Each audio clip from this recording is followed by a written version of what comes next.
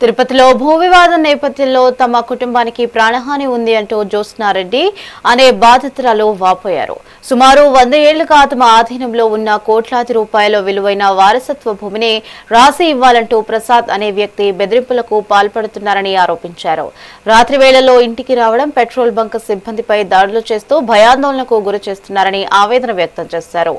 ఆధారాలతో పోలీసులకు ఫిర్యాదు చేశామని, నిందితుల నుంచి తమ కుటుంబానికి రక్షణ కల్పించాలని వేడుకున్నారు.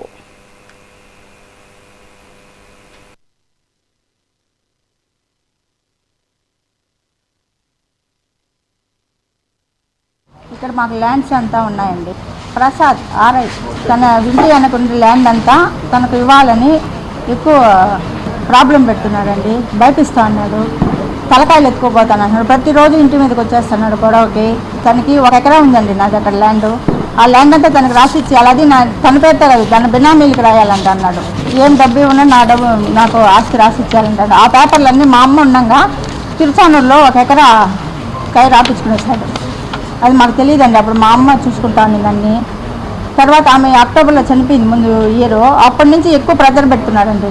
రాసిస్తారా, మీరు చంపేదా, తలకాయలు ఎక్కువపోయేది, ఇదే ప్రసక్తి. పొద్దున కూడా రాచుకొచ్చినారండి ఇంటి మీదకి.